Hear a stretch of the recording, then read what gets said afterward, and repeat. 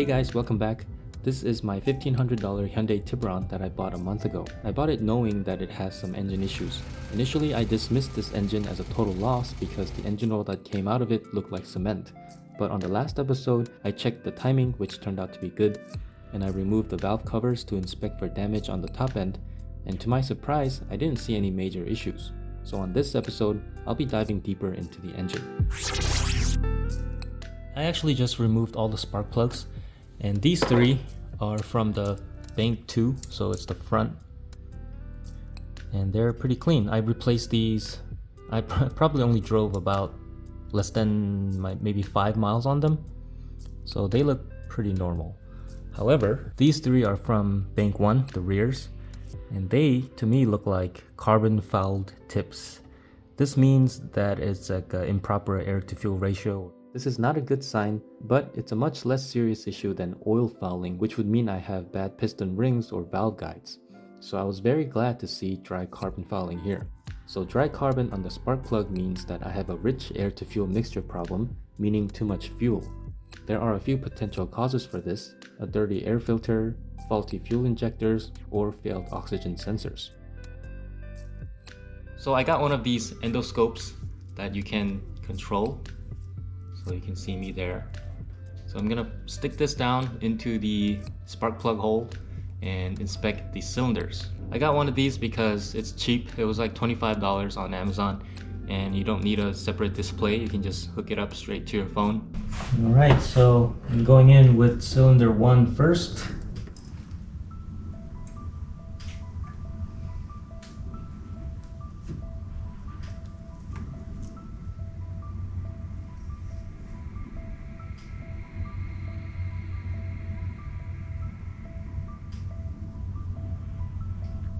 Okay, number 2.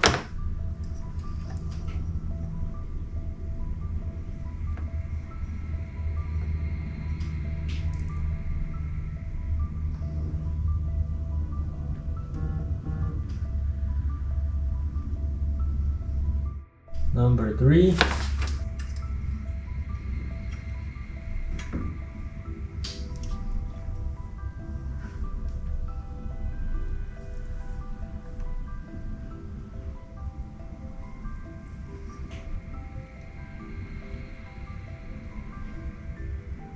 Number 4.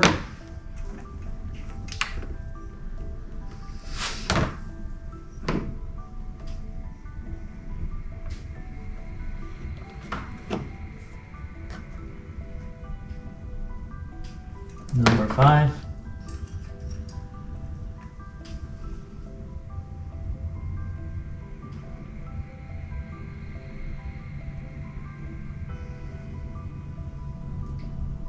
Number 6.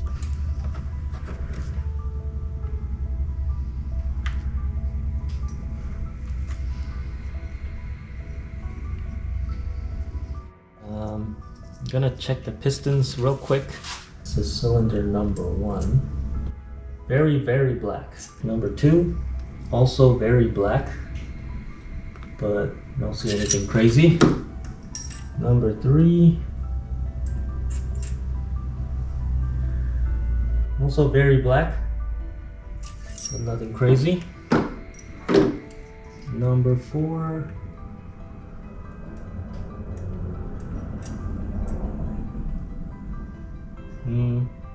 Doesn't look too bad either.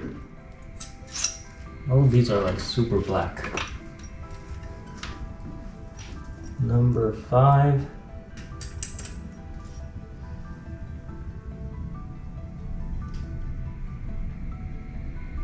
Okay, and 6.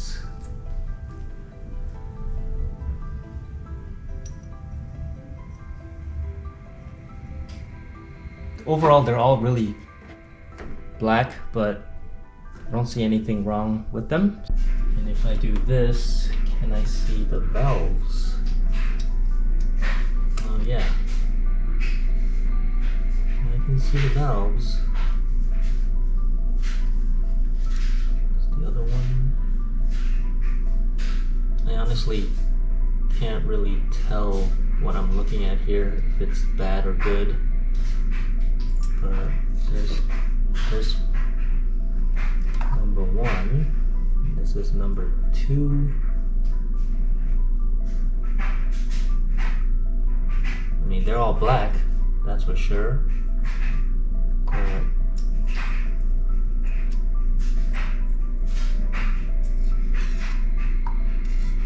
This is number 3.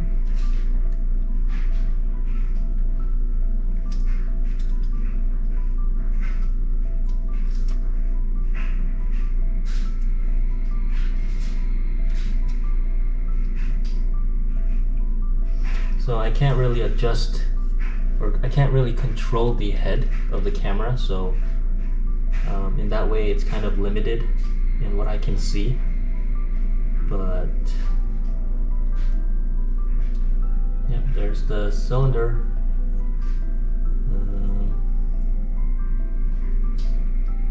There's the other one.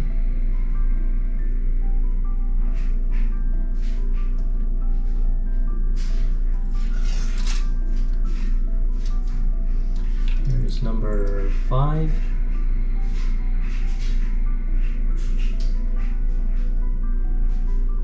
And see, the thing I don't understand is, if this was rebuilt, I mean, I think the top end is rebuilt, but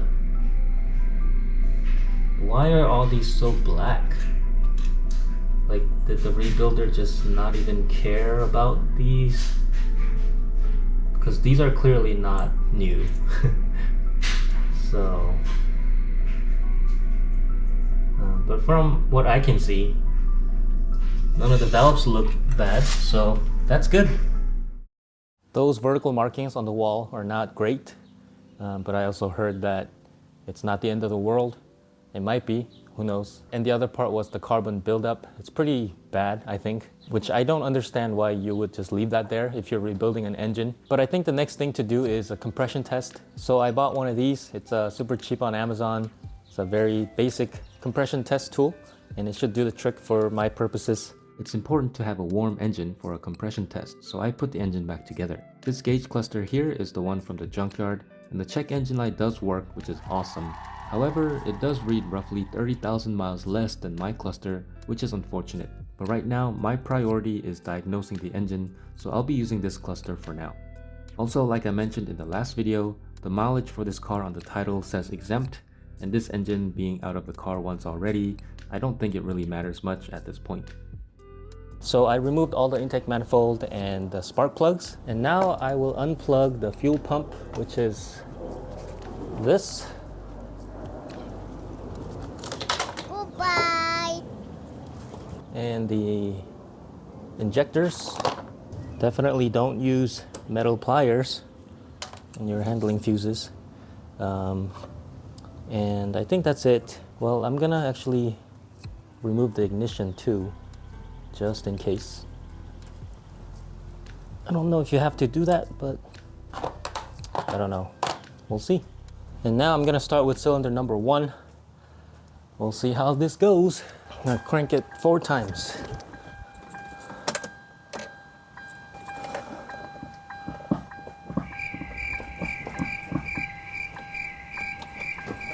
Oh. Okay, I guess the ignition has to be on because it's not even cranking. So I learned something new. There we go. Ignition, foot to the floor.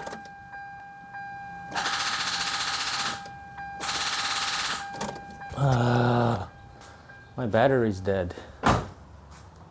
That's stupid.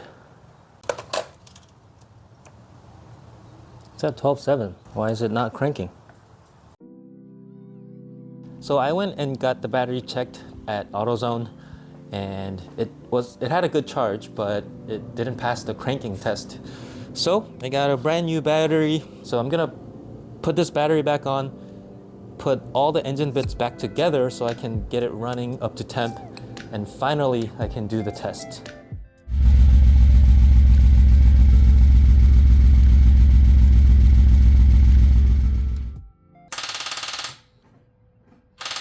And it was still not cranking. So I first tried connecting this ground strap to the intake manifold, thinking this is an electrical issue, and that didn't work.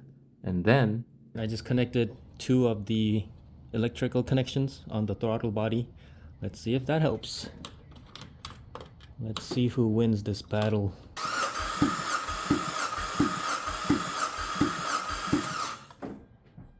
Okay, number 1, 175. Not bad. Okay, number 2, looking good. Number 3 also really good. 174. Number 4, it's a bit high actually. 175, 180 something. Yeah, 180 something here. Okay. Okay, so number 5 is 175, 176-ish. Honestly, was not expecting the compression to be good. But so far, it's looking great. I can use some wins here, so this is good news. Number 6, last, oh my gosh, come on. It wasn't recording the whole time, dude, what the heck?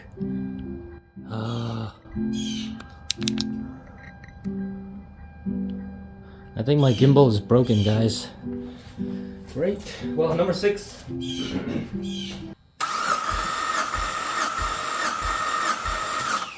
Oh, yes, baby. Let's go. Oh, yes. Compression is good, boys and girls. We're good. So I think I'm getting closer to concluding that there is not much wrong with this engine. The cylinder walls are worrying, but for right now, according to the compression test, it's okay.